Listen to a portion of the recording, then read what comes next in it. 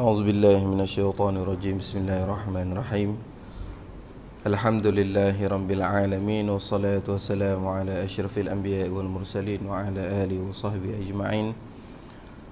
سبحانك لا علم لنا إلا ما علمتنا إنك أنت العليم الحكيم. رب اشرح لي صدري ويسر لي أمري واحلل عقدة من لساني يفقه قولي. نوينا التعلم والتعليم والتذكر والتذكير والنفع والانتفاع وإفادة والاستفادة، وحث على تمسك بكتاب الله وسنة رسوله، ودعا إلى الهدى ودلالة على الخير، ابتغاء وجه الله ومرضاته وثوابه وقربه سبحانه وتعالى. الحمد لله. Assalamualaikum warahmatullahi wabarakatuh.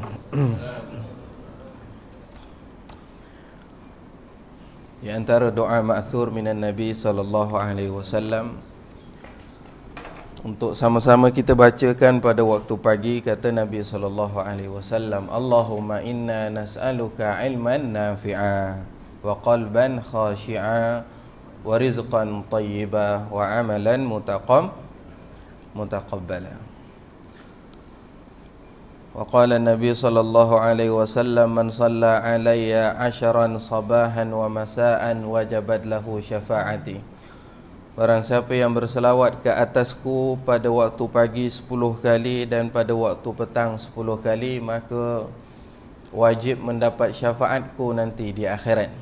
Jadi sama-sama kita mulakan kuliah kita pada pagi ini dengan berselawat ke atas Nabi sallallahu alaihi wasallam 10 kali insya-Allah.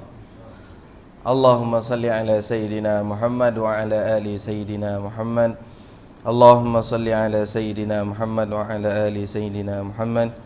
Allahumma salli ala sayyidina Muhammad wa ala ali sayyidina Muhammad. Allahumma salli ala sayyidina Muhammad wa ala ali sayyidina Muhammad. Allahumma salli ala sayyidina Muhammad wa ala ali sayyidina Muhammad. Allahumma salli ala sayyidina Muhammad wa ala ali sayyidina Muhammad. Allahumma salli ala sayyidina Muhammad wa ala ali sayyidina Muhammad. Allahumma salli ala sayyidina Muhammad wa ala ali sayyidina Muhammad. Allahumma salli ala sayyidina Muhammad wa ala ali sayyidina Muhammad. Allahumma salli ala sayyidina Muhammad wa ala ali sayyidina Muhammad. Alhamdulillah. Jadi kita bersyukur kepada Allah Subhanahu wa taala dengan berpagi-pagi kita melakukan salat berjamaah. Sabda Nabi sallallahu alaihi wasallam, man shallal fajri jama'atan faka'annama qama laila kullah. Barang siapa yang melaksanakan salat subuh berjamaah, maka baginya pahala seumpama melaksanakan ibadah sepenuh malam. Walhamdulillah, kita bersyukur kepada Allah Subhanahu wa taala. Mudah-mudahan kita termasuk daripada golongan yang mendapat doa Nabi sallallahu alaihi wasallam yang berpagi-pagi di dalam melaksanakan kebaikan. Sabda Nabi sallallahu alaihi wasallam, Allahumma barik ummati fi bukuriha. Ya Allah, berkatilah umatku pada pagi mereka. Mudah-mudahan kita termasuk daripada golongan yang mendapat keberkatan daripada doa Nabi kita Muhammad sallallahu alaihi wasallam. Sabda Nabi sallallahu alaihi wasallam, naddarallahu imra'an sami'a minna syai'an faballaghahu. Kata Nabi sallallahu alaihi wasallam, mudah-mudahan Allah Subhanahu wa taala memberikan cahaya kepada mereka yang mendengar daripada hadis kami lalu mereka menyampaikannya. Jadi pagi ni banyak doa Nabi yang kita dapat. Doa berpagi dalam keadaan kebaikan. Doa kita nak mendengar hadis Nabi sallallahu alaihi wasallam pun Nabi kata, naddarallahu imra'an. Mudah-mudahan Allah memberikan cahaya. Cahaya di dunia dan di akhirat. Cahaya di dunia apabila Allah beri, dapat memberikan kepada kita pemisah di antara yang hak dan yang batil. cahaya yang diberikan oleh Allah kepada seseorang di akhirat, yang menyelamatkan seorang itu daripada kemurkaan Allah Subhanahu wa taala. Jadi hari ini kita sambung lagi. Selama berapa bulan kita cuti PKP. Alhamdulillah. Jadi Allah berikan kepada kita nikmat. Nikmat kebebasan ni satu nikmat. Dulu kita duduk rumah, tempoh PKP, semua rasa stres duduk rumah, rasa dah buntu duduk rumah. Allah nak ajarkan kepada kita kebebasan ni juga adalah satu nikmat. Allah nak beritahu kepada kita bahawasanya bersaudara, silaturahim di antara umat Islam juga adalah satu nikmat. Allah nak beri kita tahu bahawasanya hadir ke rumah Allah adalah satu nikmat. Banyak nikmat yang Allah Ta'ala nak ajarkan kepada kita. Bagi orang yang berakal, mereka akan senantiasa mengambil hikmah daripada segala yang terjadi di dalam kehidupan. Katanya Nabi SAW, ajaban li amrin mu'min li anna amrahu kullahu khair wa laysa dhalika illa lil mu'min. Aku merasa takjub kepada sifat orang-orang mukmin. Wa laysa dhalika illa lil mu'min. Dan bahawasanya tak ada orang yang memiliki sifat yang sedemikian melainkan mereka itu orang yang benar-benar mukmin. Orang benar-benar beriman kepada Allah Subhanahu wa taala. Bagaimana golongan yang benar-benar beriman dengan Allah Subhanahu wa taala? Kata Nabi sallallahu alaihi wasallam, "Idza asabatuhul khair syakara wa idza asabathu syarr sabara." Golongan yang mana mereka itu apabila ditimpa kebaikan, nikmat yang Allah beri, maka dia bersyukur. Bersyukur dengan nikmat yang diberikan oleh Allah Subhanahu wa taala. Apa tanda syukur? Syukur dengan lisan kita memuji Allah. Syukur dengan hati kita, tidak memalingkan hati kita pada nikmat melainkan kepada Allah. Syukur kepada anggota melaksanakan amanah segala yang diberikan oleh Allah, kembali nikmat itu kepada Allah. Syukur kepada harta kita, kita kembalikan nikmat itu untuk melaksanakan tanggungjawab harta itu sebagaimana yang diperintahkan oleh Allah Subhanahu wa taala. Itu makna syukur, bukan syukur alhamdulillah, itu syukur lisan. Jadi syukur itu ada pembahagian syukurnya. Jadi orang yang diberikan kenikmatan, maka mereka bersyukur kepada Allah, dan mereka apabila diuji lalu mereka bersabar, mencari daripada ujian tersebut akan hikmah, mencari daripada ujian tersebut akan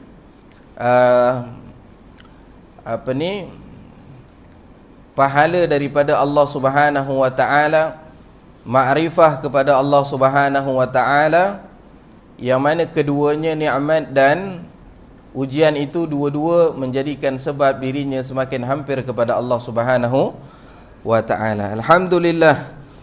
Jadi hari ini insya-Allah kita menyambung lagi bacaan hadis Nabi SAW pada hadis ke-12 dalam kitab Mukhtarul Hadis, pilihan hadis-hadis asy-syarif, karangan daripada As-Sayyid Al-Habib Umar bin Muhammad bin Hafidh. Hadis yang ke-12, sabda Nabi SAW, jalisul kubara'a wasailul ulama'a wa khalitul hukama. Hadis sahih rawahu Tabrani.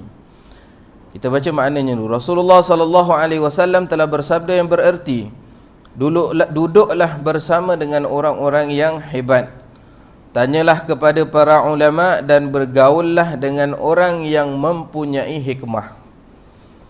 Ini al-qawaid di dalam pergaulan.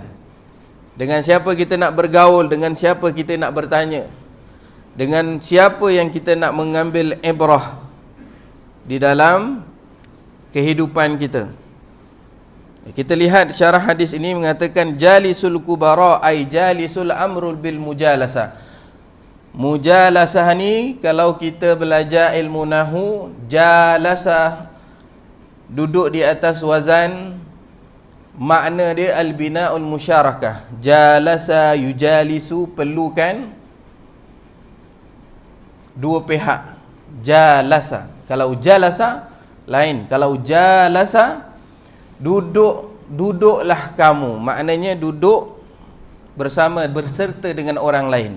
Al-amrun bil mujalasa, pekerjaan yang mengajak kita untuk duduk bersama dengan orang-orang yang baik. Dan makna yang lainnya al-musahabah. Musahabah ini bersahabat. Bersahabat kita dengan orang-orang yang baik. Jalisul kubara, duduklah bersama dengan orang-orang yang hebat, ataupun makna kubara ni orang-orang yang besar. Kabirusin. Kabirusin dengan makna orang yang lebih besar umurnya daripada kita. Untuk apa? Kerana orang yang lebih umurnya itu lebih ibrahnya di dalam kehidupan, lebih mahirnya di dalam kehidupan. Maka sebab itu kita kena duduk dengan mereka. Tapi kalau kemahiran ataupun sifat tersebut tak ada, kita kena pilih juga mujalasahnya dengan al-kabirusin ni. Jadi al-mujalasah ay musahabah, bersama kita, duduk bersama dengan orang-orang yang lebih besar untuk kita mengambil pengalaman di dalam kehidupan, untuk kita mengambil ilmu daripada kehidupan mereka, untuk kita mengambil pengajaran daripada kehidupan mereka. Maka dengan sebab itu perlu kita bermujalasah ataupun musahabah, bersahabat dengan orang yang besar. Okey, as-suhbah ini sangat penting. Bersahabat ini sangat penting. Di antara seseorang itu terkesan dengan terubahnya fitrah kehidupannya kerana dengan mujalasah ataupun musahabah, dengan sebab duduk, dengan sebab bergaul. Sifat fitrah manusia ni pada hakikatnya menerima agama Allah Subhanahu wa taala dengan fitrah hati, dengan semula jadi hati ni kita boleh menerima agama Allah taala. Fa aqim wajhaka lid-dini hanifa fitratallahi allati fataran nasa jami'a la tabdila li khalqillah. Katanya Allah Subhanahu wa taala, fa aqim wajhaka lid-dini hanifa, maka dirikanlah kamu akan agama yang suci ini, fitratallahi allati fataran nasa jami'a, yang mana agama Allah taala bawakan kepada kita ni adalah agama semula jadi, yang diberikan kepada semua makhluk Allah Subhanahu wa taala. La tabdila li khalqillah, maka janganlah kamu mengubahkan akan ciptaan Allah Subhanahu wa taala. Tetapi katanya ulama, sifat fitrah seorang manusia itu akan berubah dengan fitrahnya yang boleh menerima agama Islam, agama yang datangnya panduan daripada Allah Subhanahu wa taala, yang hakikatnya manusia ini fitrah boleh menerima. Ianya boleh berubah dengan empat sebab. Yang pertamanya dengan sebab kedua ibu bapanya yang yuhawwiduhuma wa yunassiruhu. Ibu bapa yang mencenderungkan sifat anak yang baru lahir yang mempunyai sifat fitrah menerima Islam itu dibawa pemahaman Yahudi dan Nasara, maka itu sebab pertama, anak itu sudah mengubah fitrah kehidupannya. Yang kedua, terubah fitrah kehidupan seorang itu dengan mujalasah, dengan sebab bersahabat. Dengan sebab bersahabat. Kata Nabi SAW, al-jalis janis. Orang yang bersekedudukan itu akan membawa kepada sifat yang sama. Maka dengan sebab itu Nabi SAW mengatakan,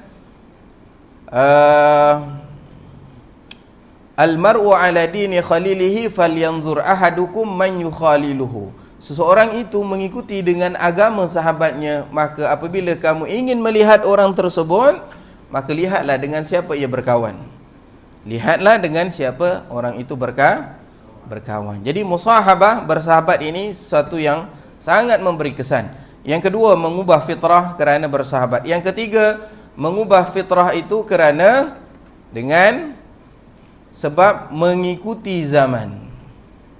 mengikuti kehidupan zaman tanpa mengendahkan ilmu ataupun mengambil tahu tentang syariah Islam, maka fitrahnya juga boleh berubah. Dan yang keempat, fitrah seorang itu boleh berubah kerana mengikut kecenderungan hawa nafsunya semata-mata tanpa berpandukan agama Islam. Maka di antara komponen yang menyebabkan seorang itu berubah daripada sifat tabiatnya adalah musahabah, bersahabat. Dengan siapa kita bersahabat? Kata Nabi SAW, mathalu jalisis salihi wa mathalu jalisis su'. Perumpamaan orang yang duduk bersama dengan orang yang baik dan perumpamaan orang yang duduk bersama dengan orang yang tak baik ini kamasalil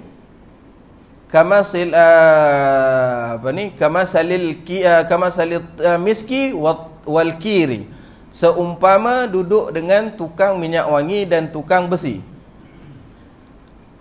Adapun orang yang duduk bersama dengan orang mathalul jalisis salih, umpama orang yang duduk bersama dengan orang saleh ini seperti orang yang duduk bersama dengan tukang minyak wangi ini, imma an tu'atiyaka wa imma an tabta'a minhu wa imma an tajida minhu rihan salihan tayyibatan. Duduk dengan orang yang saleh ini, terkadang kita dapat bau wangiannya, kadang kita membeli wangian daripadanya, ataupun sekurang-kurangnya kita dapat bau yang baik daripadanya. Ini kesan duduk bersama dengan orang soleh. Sama ada kita dapat tingkah lakunya, ataupun kita dapat ilmunya diajarkan kepada kita, ataupun sekurang-kurangnya kita tergolong daripada golongan orang yang baik. Kita duduk bersama dengan orang baik, selalu bersama dengan orang baik, maka orang pun melihat kita dengan pandangan yang baik. Begitu sebaliknya, duduk bersama dengan tukang besi. Ini yang kita ceritakan ini pasal jalisul kubara, duduk bersama dengan orang, bersahabat bersama dengan golongan. Dan Nabi memberikan kepada kita kaedah macam mana kita nak duduk dengan golongan, sifat yang macam mana yang perlu ada pada golongan tersebut sehingga memberi kesan kepada kita. Kerana manusia ini terbina di antara dua kategori, wa imma an ta'thara minhu wa imma an yu'thiraka. Sama ada kita ni terkesan dengan orang ataupun orang terkesan dengan kita, mengikut kekuatan dan kelemahan iman kita. Kalau kita ni orang yang kuat, mempunyai kekuatan iman, maka kita duduk dengan mana-mana golongan pun dia akan terkesan dengan kita. Tetapi kalau kita lemah iman kita, kita duduk dengan orang, kita akan terkesan dengan sifat orang tersebut. Cara bercakap kita pun akan berubah, cara penampilan kita pun akan berubah, cara pertuturan kita pun akan berubah. Sebab apa? Kita jenis orang yang terkesan, lemahnya iman kita, tidak mempunyai jati diri yang kuat. Tapi ada golongan yang mereka itu memberi kesan kepada orang lain. Jadi kata Nabi SAW, orang yang duduk bersama dengan orang yang baik ini, mereka itu akan menyebarkan kebaikan, akan menyebarkan wangian.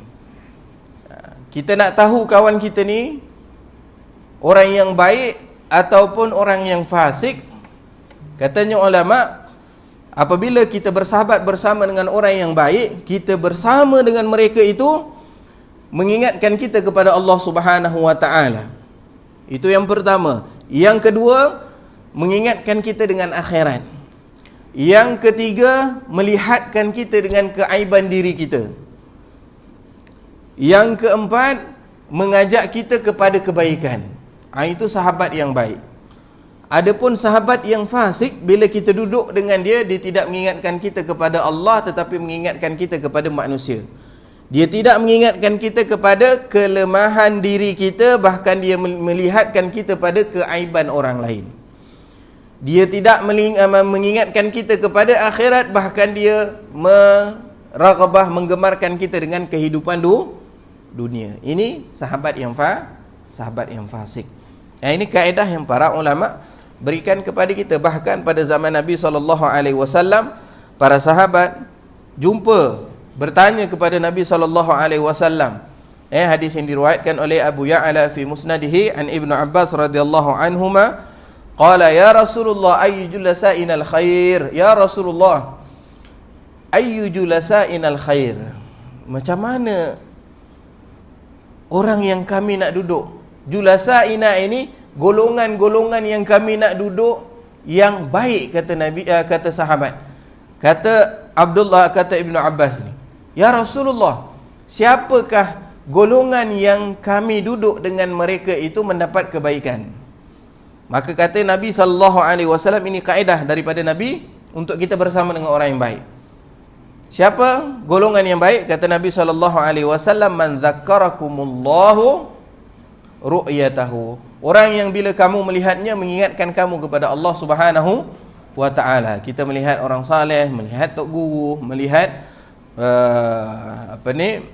ulama yang mengingatkan kita kepada Allah Subhanahu wa ta'ala. Man idza ra'aitahum dzakkarakumullah, orang golongan yang apabila kamu melihat mereka mengingatkan kamu kepada Allah Subhanahu wa ta'ala. Ini kalau kita jumpa golongan yang macam ni, kita pegang, sebab akhir zaman ni tak banyak. Dan inilah kaedah yang diajarkan oleh Nabi kita Muhammad sallallahu alaihi wasallam untuk kita berpegang bersama dengan orang yang mengingatkan kita kepada Allah Subhanahu wa ta'ala. Bila orang yang mengingatkan kita kepada Allah Ta'ala, maka kita bersahabat dengan mereka ini sahabat atas dasar ketakwaan kepada Allah Subhanahu wa ta'ala, atas dasar kecintaan kerana Allah Subhanahu wa ta'ala. Dan golongan yang macam ni yang akan bersama dengan kita di akhirat, walaupun dia bukan daripada kalangan ahli keluarga kita, walaupun dia bukan isteri ataupun anak kita, tetapi kalau persahabatan kita dibina atas dasar takwa, maka kita bersama dengan mereka itu di akhirat nanti akan ditemukan oleh Allah Subhanahu wa ta'ala, akan menjadi sahabat sampai akhirat. Dalilnya mana? Katanya Allah Subhanahu wa ta'ala, al-akhillau yawma idzin ba'duhum li ba'din aduwwun illa al-muttaqun. Allah Subhanahu wa ta'ala berfirman, al-akhilla. Apa makna al-akhilla? Daripada makna khalil. Khalil ni maksudnya kekasih, yakni sahabat yang rapat, orang yang sangat rapat dengan kita. Al-akhilla, mereka yang yakni kekasih-kekasih di dunia itu, ba'duhum li ba'din aduwwun illal muttaqun, mereka itu di akhirat nanti akan menjadi musuh di antara satu sama lain. Musuh. Di dunia kita kata kita berkasih sayang, tetapi di akhirat kita menjadi musuh. Kerana apa? Kerana kita tak ada asas kasih sayang yang diiktiraf oleh Allah ataupun yang diperintah oleh Allah Subhanahu wa ta'ala, yakni atas dasar taqwa. Al-akhillau yawma idzin ba'duhum li ba'din illa al-muttaqun, orang yang berkasih sayang di dunia ini, di akhirat mereka akan jadi musuh, melainkan mereka yang bersahabat, berkasih sayang atas dasar taqwa kepada Allah Subhanahu wa ta'ala. Ini dasarnya.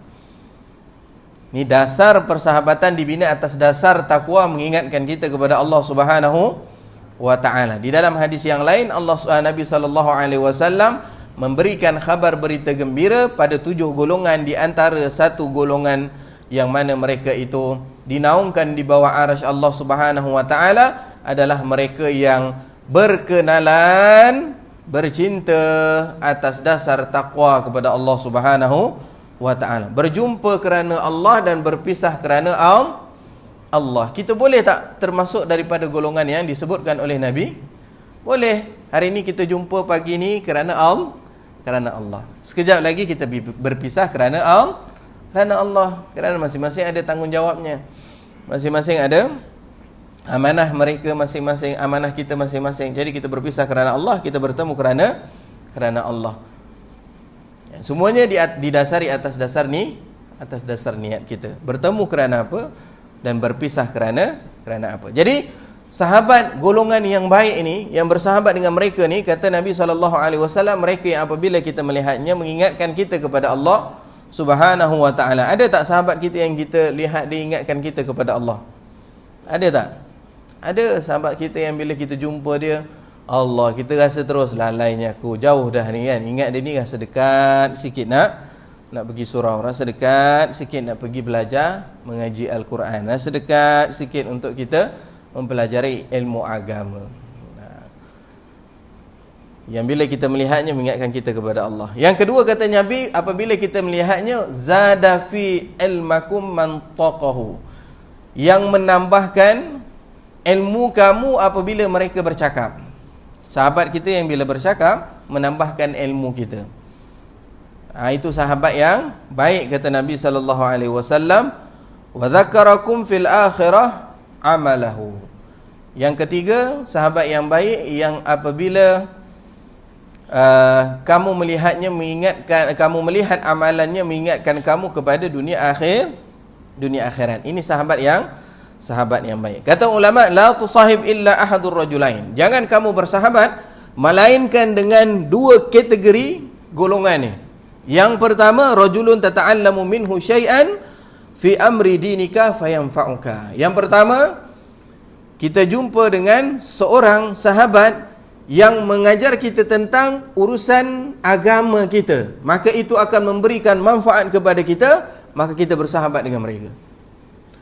Yang kedua, sahabat yang baik, golongan yang baik untuk kita bergaul dengan mereka adalah rajulun ta'allamahu syai'an fi amri dinihi fayaqbalu minka. Golongan yang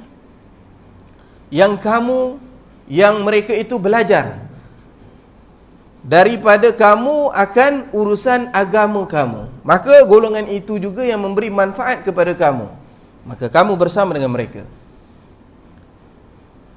Dan wathalis fahrib minhu. Katanya ulama, kalau golongan ketiga tak ada dua-dua ciri ini, sama ada memberi manfaat kepada ilmu kamu ataupun mengambil manfaat daripada ilmu kamu, fahrib minhu, maka larilah daripada golongan macam ni. Kerana apa?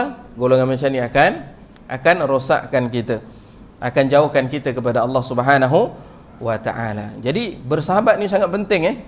Bersahabat ini sangat penting. Katanya ulama, katanya al-hukama, al-kunuzul khair ba'da taqwallah as-sohbatul khair.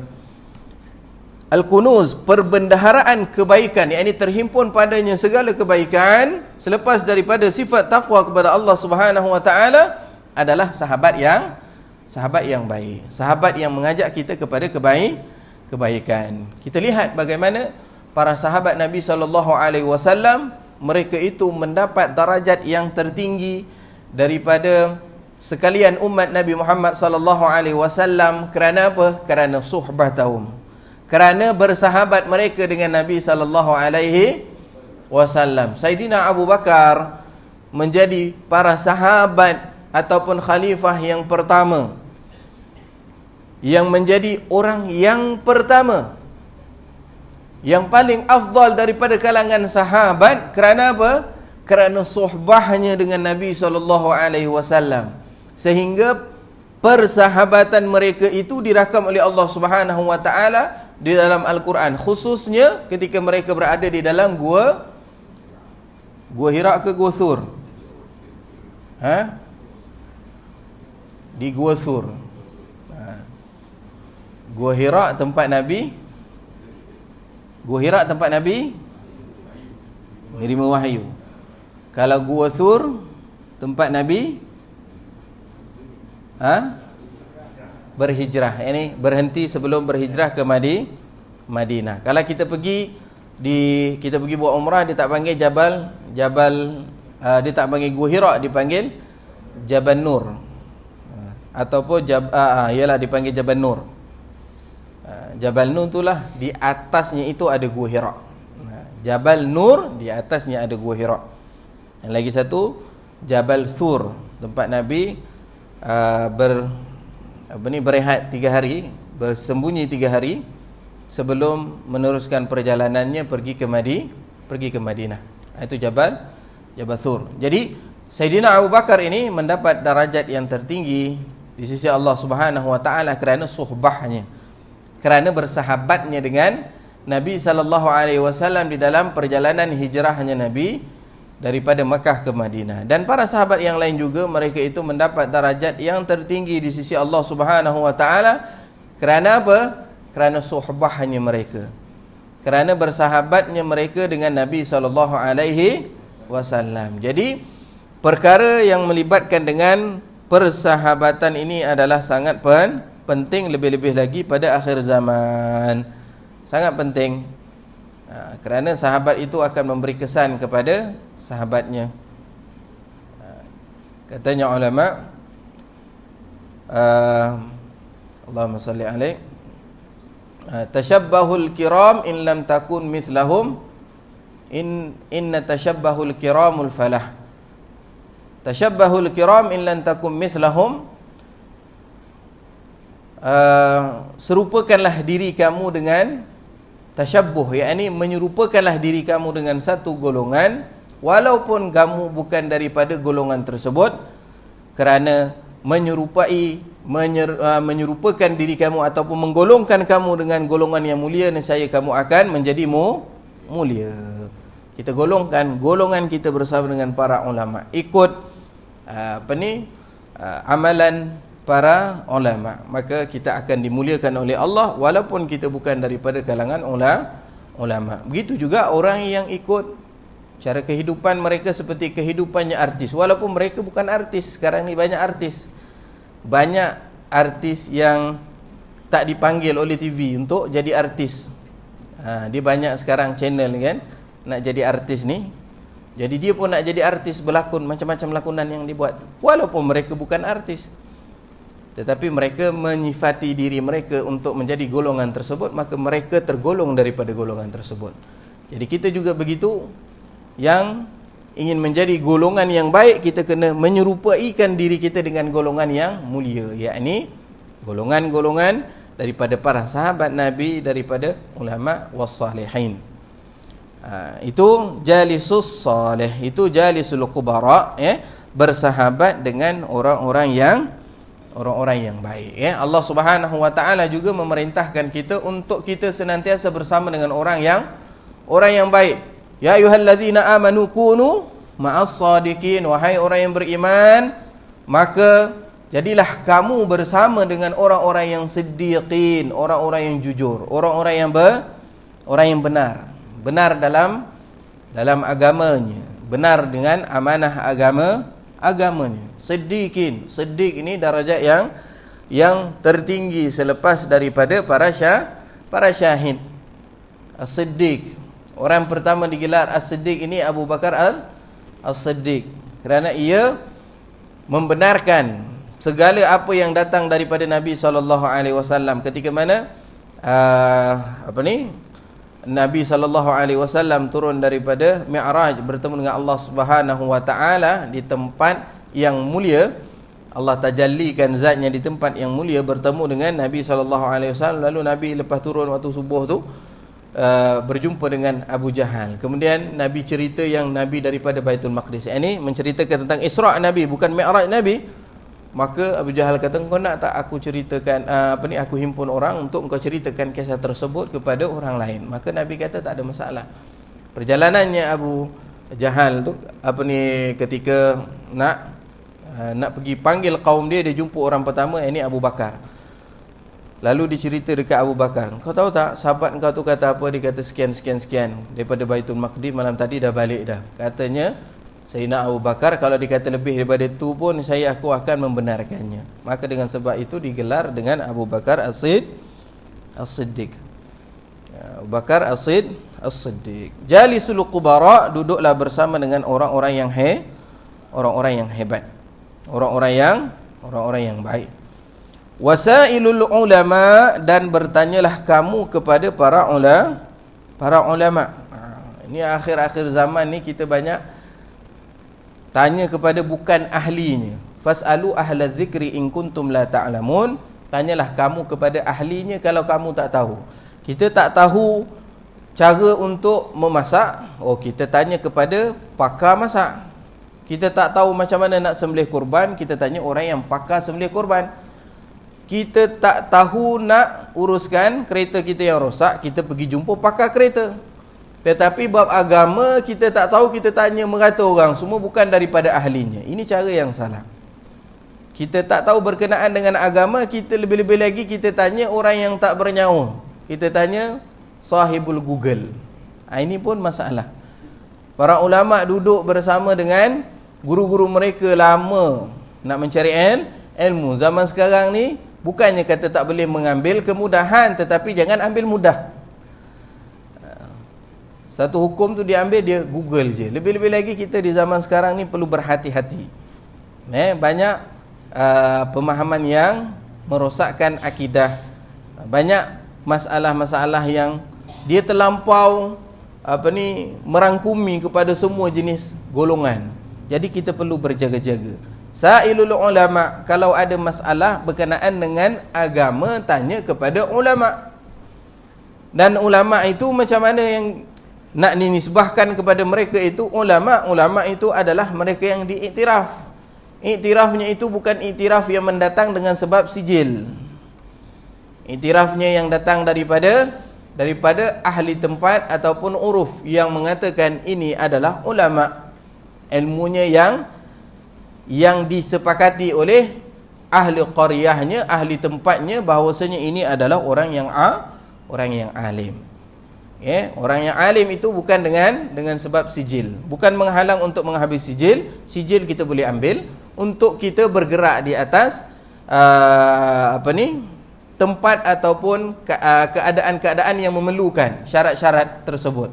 Tetapi nak melabelkan ulama ataupun ulama bukan perlu ada sijil. Kerana para ulama kita dulu, tok guru kita dulu tu ada sijil lah. Tok guru kita mana ada sijil? Dulu mengaji kat Mekah, duduk mengaji dekat Mekah tu. Mengaji dengan pergi di Patani sana. Zaman dulu mana ada sijil, tapi mereka mempunyai ilmu. Ilmu yang manfaat ini adalah ilmu yang katanya Al-Imam Ghazali ada 5 sifat. Yang pertama, yang menambahkan ketakutan orang yang mencari ilmu itu kepada Allah Subhanahu wa taala. Yang kedua, ilmu itu menambahkan makrifahnya kepada Allah Subhanahu wa taala.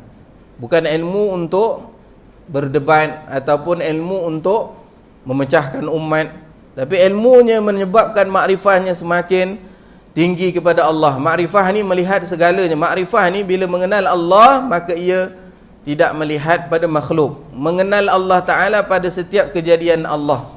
Yang ketiga, ilmu yang manfaat ini daripada kalangan ulama. Ciri-ciri ulama ini adalah mereka yang melihat ma'aibun nafsihi, melihat aib-aib keaiban dirinya sendiri, bukan melihat kekurangan orang lain. Lihat ini orang ni tak betul, kita je yang betul. Lebih-lebih lagi, maaf cakap, bila kita duduk dalam masjid ni, jadi AJK masjid ni, maaf cakap bukan saya cakap masjid sini lah, masjid lain, masjid sini insya-Allah sempurna. Jangan melihat kekurangan. Kalau kita orang yang baik, kita akan mengajak orang kepada kebaikan. Jangan kita melihat orang lain tak baik, lepas tu kita jauhkan dia lagi di dalam masjid. Jauhkan dia lagi duduk di dalam kelompok yang baik. Kalau kita orang yang baik, kita dekatkan dia lagi kepada kebaikan. Sebab kita duduk dalam tempat yang baik. Mana boleh kita nak melabelkan ini baik, ini tak baik. Semua orang baik. Semua ada ciri-ciri kebaikan. Jadi macam mana kita nak memanfaatkan kebaikan yang ada pada orang tersebut, bukan melihat pada kekurangan. Itu ilmu yang ciri-ciri ulama yang ketiga. Yang keempat, ciri ulama yang keempat katanya Al-Imam Al-Ghazali adalah mereka yang raghabah fil akhirah, mencintai dunia akhirat lebih daripada kehidupan dunia. Mencintai dunia akhirat ini bukan daripada kata-kata saja, daripada praktikal amalannya. Praktikal amalan kita kata cinta kepada akhirat, pasti kita akan ada amalan untuk menyelamatkan kita di akhirat nanti. Tapi kalau kita kata cinta kepada akhirat, cara kehidupan kita menunjukkan kita ni cinta kepada dunia, ini cinta yang dusta.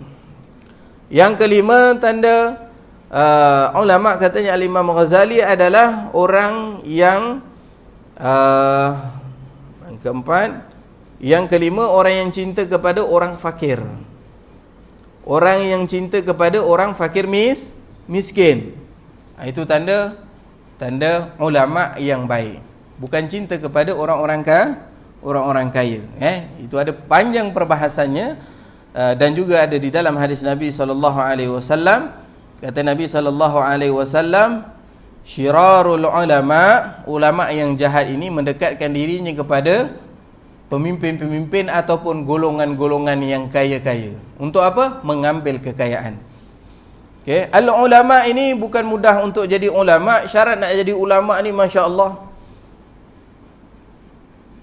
Ciri-ciri ulama ni masya-Allah. Jangan kita cepat nak claim diri kita ulama.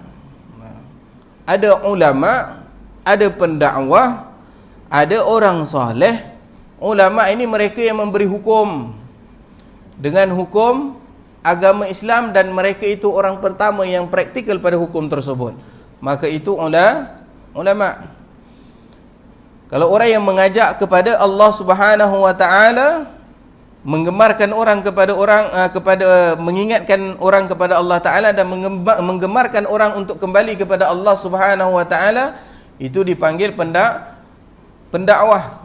Mengajak orang kepada Allah, lalu orang tersebut kena belajar khusus bersama dengan para ulama, hukum yang khusus dalam bab yang khusus.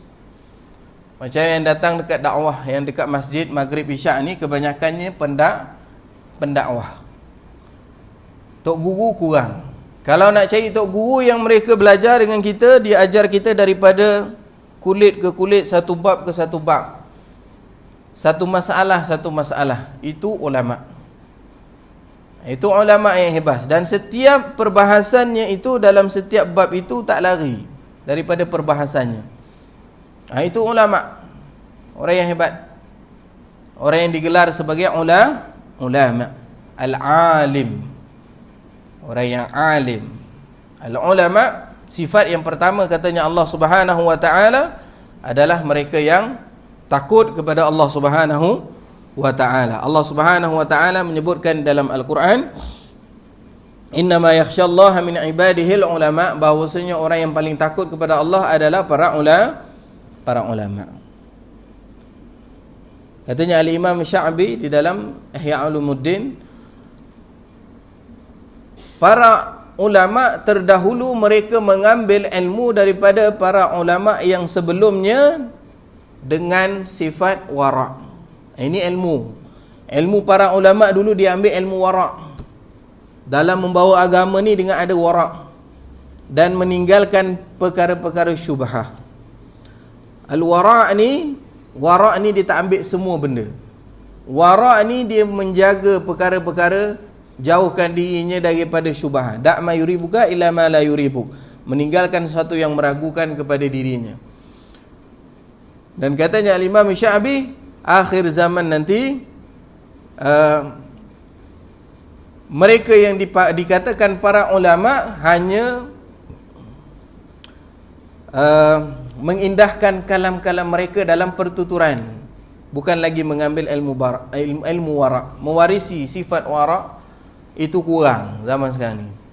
Ilmu yang diambil untuk ilmu kalam saja, pandai bercakap, pandai berbidas, tak mengajak pun orang kepada amalan, mendekatkan diri kepada Allah Ta'ala. Hanya amalan ilmu tersebut mempertikaikan orang sana salah, orang sini salah, bukan mendekatkan diri kepada Allah Subhanahu wa Ta'ala. Itu beza. Bukan kata saya, katanya Al-Imam Sya'bi, bahwasanya ulama dulu mereka itu, ilmu yang pertama diambil daripada para ulama adalah sifat wara'. Tapi ulama akhir zaman ini diambil ilmu daripada para ulama, diambil ilmu hanya sekadar untuk al-mujadalah, untuk berkalam saja, untuk berpidato saja, untuk orang kata oh dia pandai berpidato. Itu tidak, itu salah. Jadi sifat yang pertama para ulama yang perlu kita cari untuk kita bertanya masalah kepadanya, tengok dia ada sifat takut kepada Allah Ta'ala ataupun tidak. Macam mana nak tahu takut kepada Allah Ta'ala?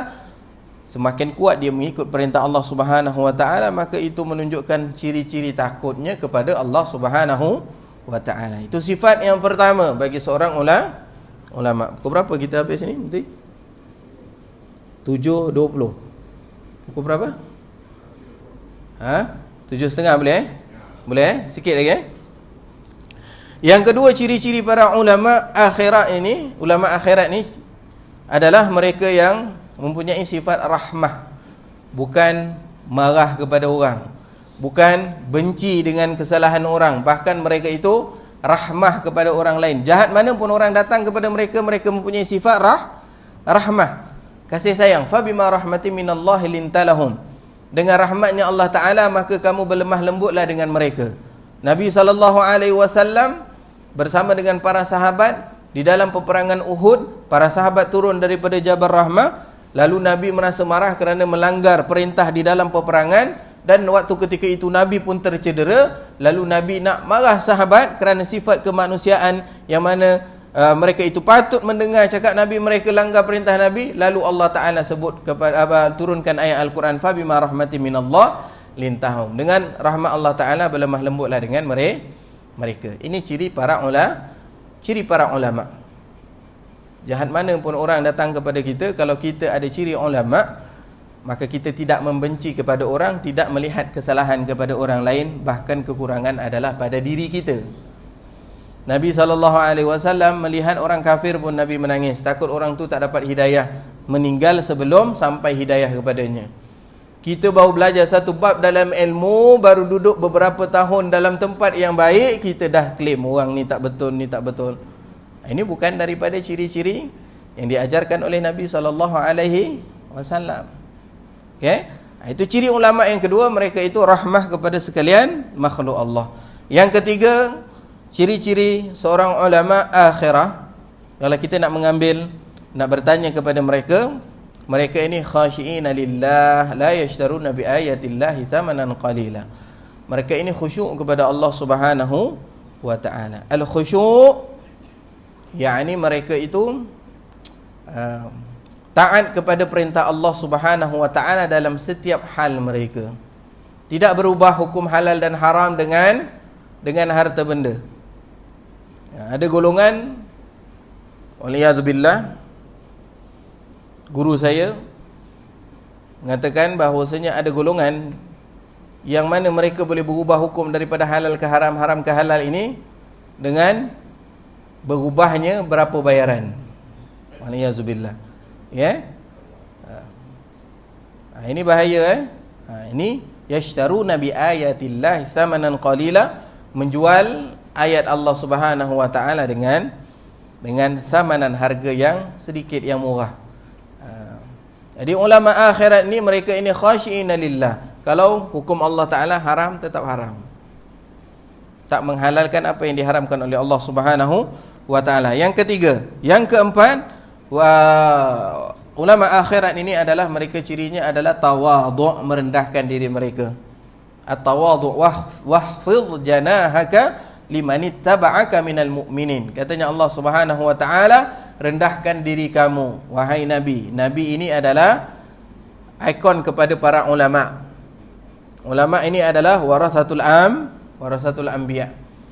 Allah Ta'ala berfirman kepada Nabi, wahfidh janahaka, rendahkan sayapmu, yakni bertawaduk, merendahkan dirimu, limanittaba'aka, bagi orang yang mengikuti kamu, minal mu'minin, daripada kalangan orang yang beriman.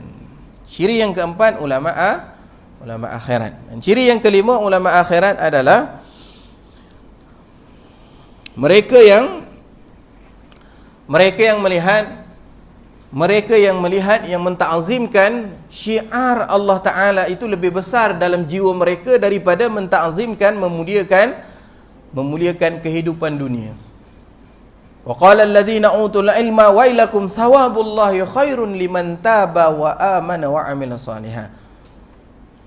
Wa qala alladhina utul ilma, katanya Allah, bahawasanya berkata orang-orang yang diberikan ilmu kepada mereka itu mengatakan thawabullahu khairun, pahala daripada Allah Ta'ala itu lebih baik, pahala daripada Allah Ta'ala itu lebih besar, ganjaran daripada Allah Subhanahu wa ta'ala itu lebih besar.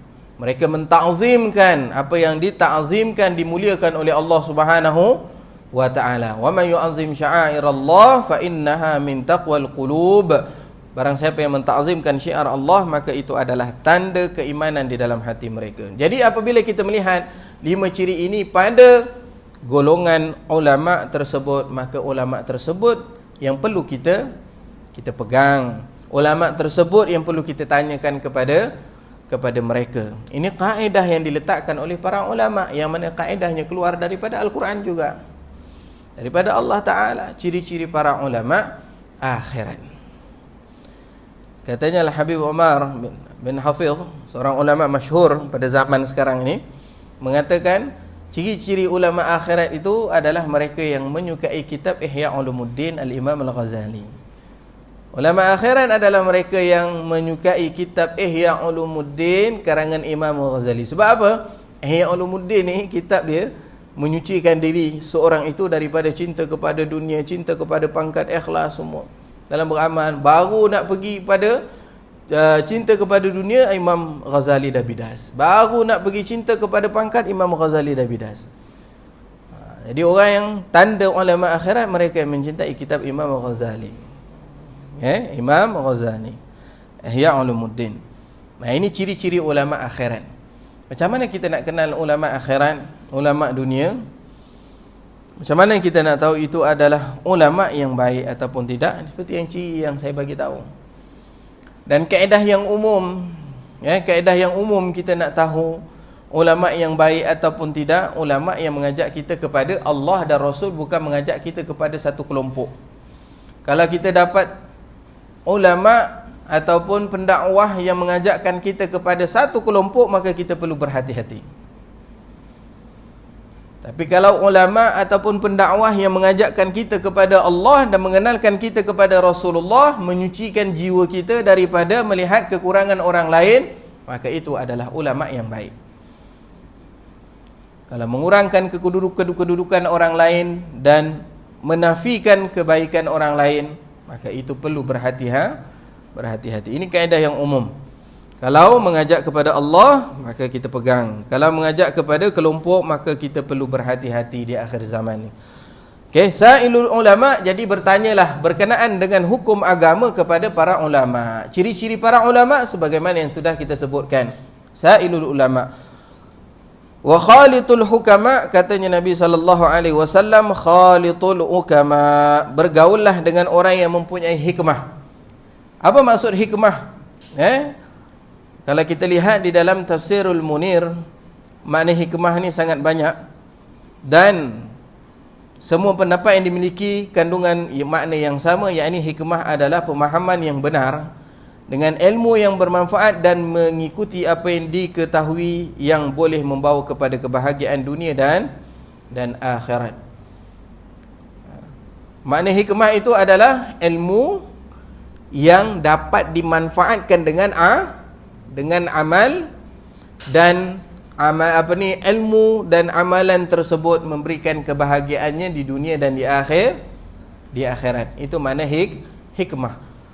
Katanya Allah Subhanahu wa taala, yu'til hikmata man yasha wa man yu'tal hikmata faqad utiya khairan katsira.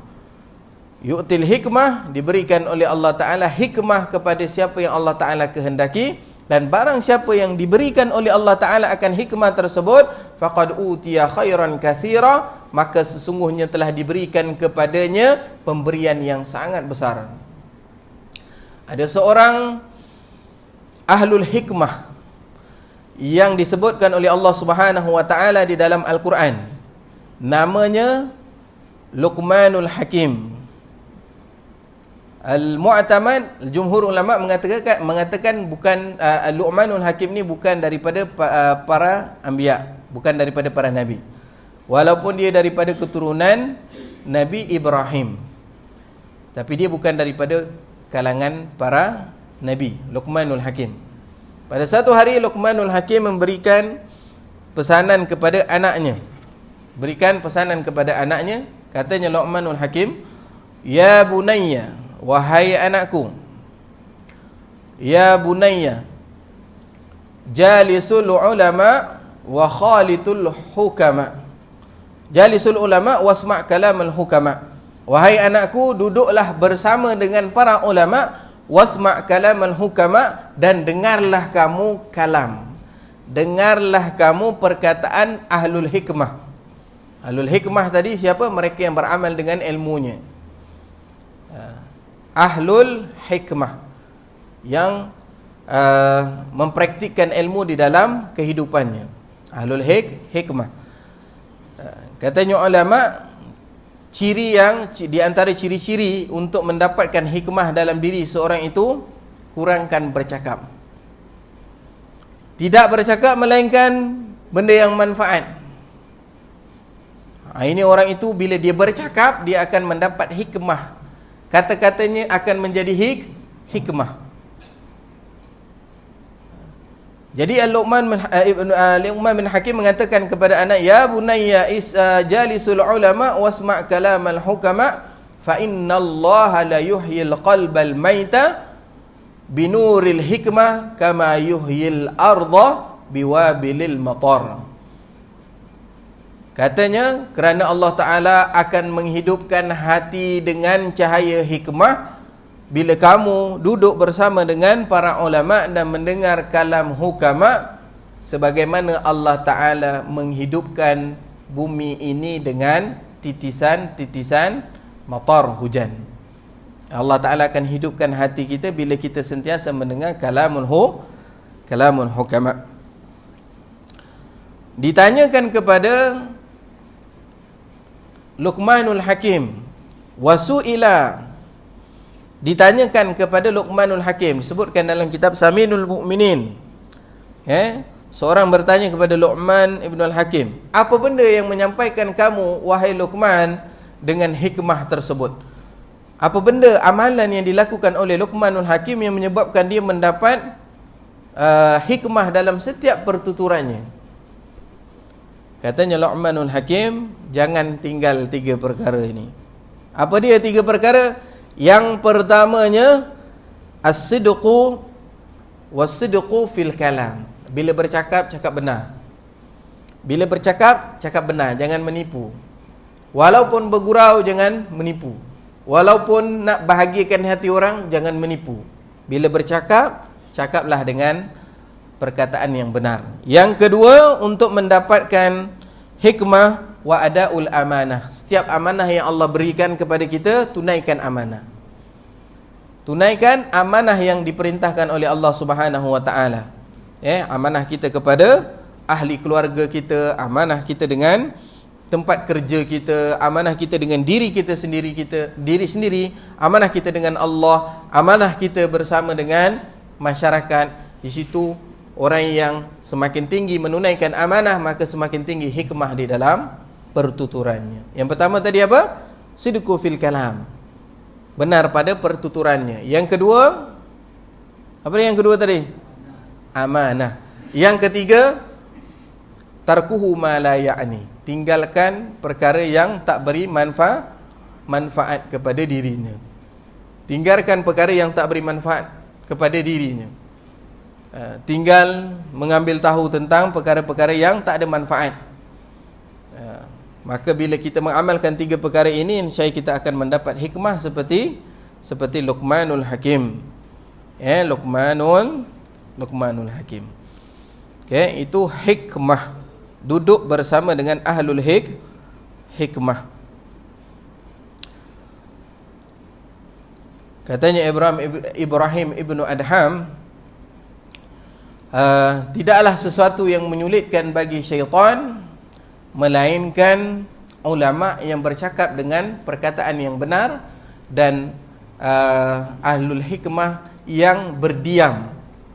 Diamnya ahlul hikmah itu menyulitkan bagi para syaitan daripada bercakapnya, kerana diamnya juga adalah hikmah.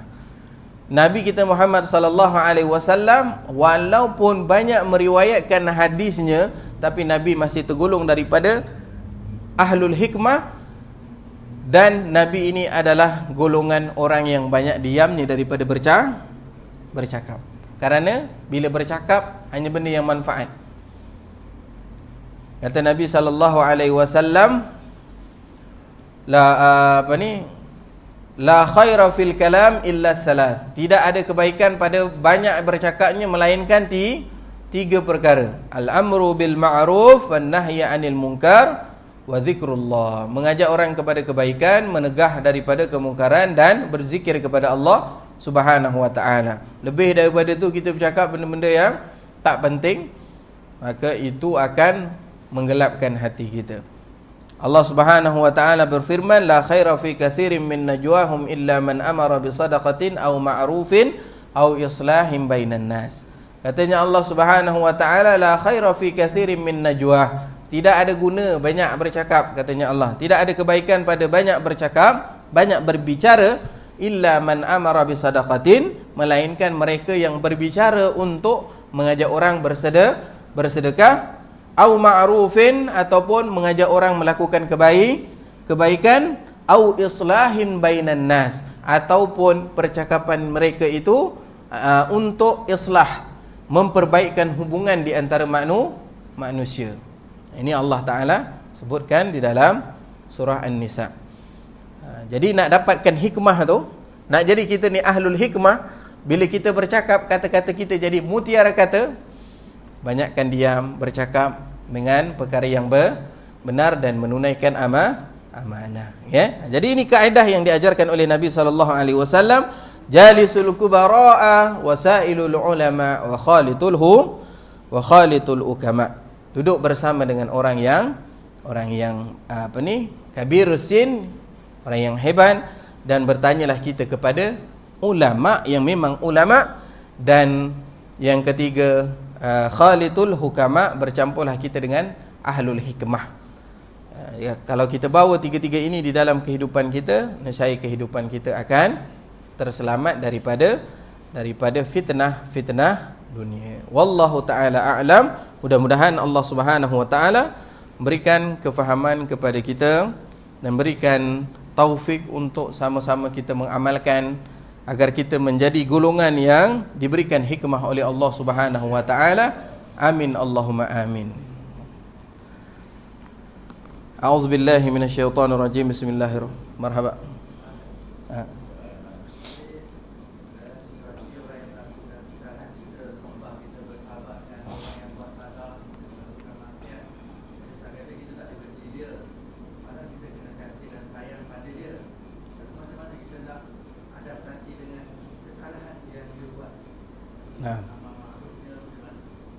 InsyaAllah. Okay, soalan dia, kita duduk bersama dengan orang yang salah, okay? Ahlul maksiyah. Katanya Al-Habib Umar dalam kitab Taujihun Nabi li Mardatil Bari, kita perlu mengasihi orang yang jahil itu lebih daripada orang yang alim. Kerana apa? Orang yang jahil itu secara terang-terangan mereka menghamparkan diri mereka kepada kemurkaan Allah Subhanahu wa ta'ala. Adapun orang yang alim itu mereka berada di dalam rahmat Allah Subhanahu wa ta'ala. Adaptasi bila kita bersama dengan mereka untuk membetulkan bagaimana perbuatan mereka yang tak betul. Yang pertamanya dengan akhlak yang diajarkan oleh Nabi SAW. Perasaan kasih mereka kepada kita. Dan bila mereka kasih kepada kita, barulah kita ajak mereka kepada kebaikan. Kerana apabila seorang itu sudah mengasihi kepada seseorang itu, maka mudah untuk mendengar perkataannya.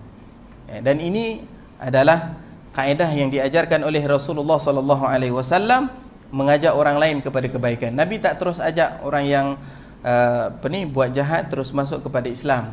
Nabi menunjukkan kepada mereka bagaimana akhlak Islam, bagaimana keindahan Islam, sehingga para sahabat yang mereka itu sebelum memasuki Islam cinta kepada Nabi, dan apabila mereka sayang kepada Nabi, maka dengan mudah mereka menerima kebaikan. Itu akhlak yang diajarkan oleh Nabi kita Muhammad sallallahu alaihi wasallam. Macam seorang yang Nabi beri makan di sukul manakah, orang buta tersebut, kan? Macam mana akhlaknya dengan Nabi sallallahu alaihi wasallam?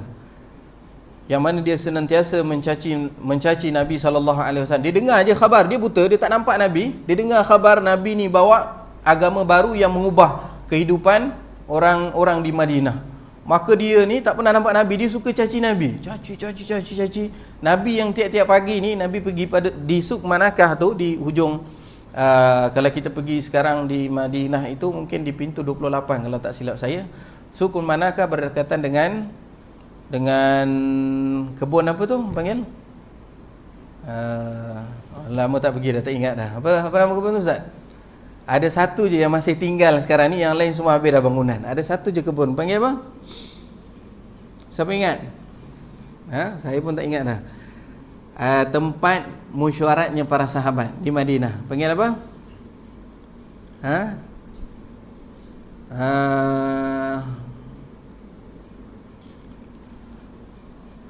Allahumma salli alaih. Tak ingat saya.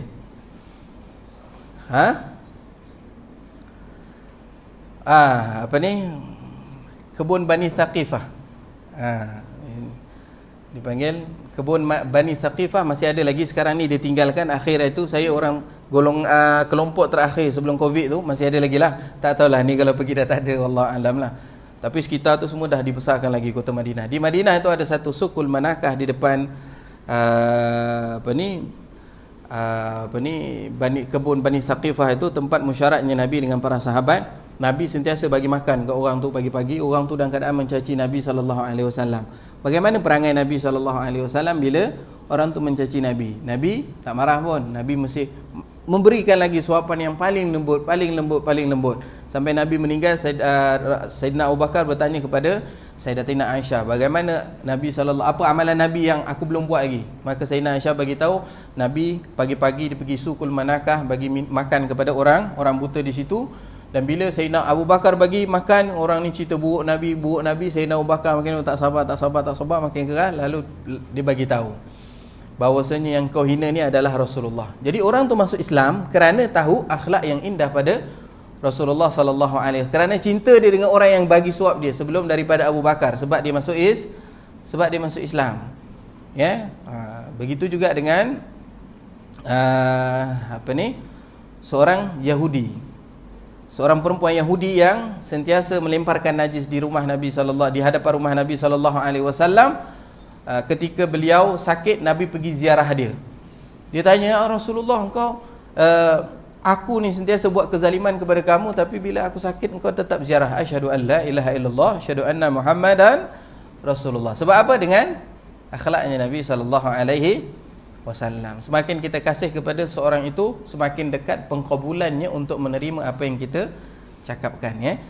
Ini semua sifat hati kita. Kalau kita tak ada perasaan kasih, kita bengang, kita nak cakap dengan dia dengan sebab dia ni teruk perangai dia, orang tu makin jauh daripada kita. Tapi kalau kita kasih kepada seseorang, kita cakap untuk kebaikan kepada dirinya, insya-Allah dia semakin dekat kepada Allah Subhanahu Wa Taala. Begitu juga dengan isteri kita, dengan anak-anak kita. Kita gunakan kaedah yang diajarkan oleh Nabi kita Muhammad sallallahu alaihi wasallam.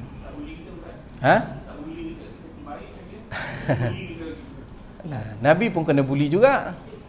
Lama Nabi kena buli.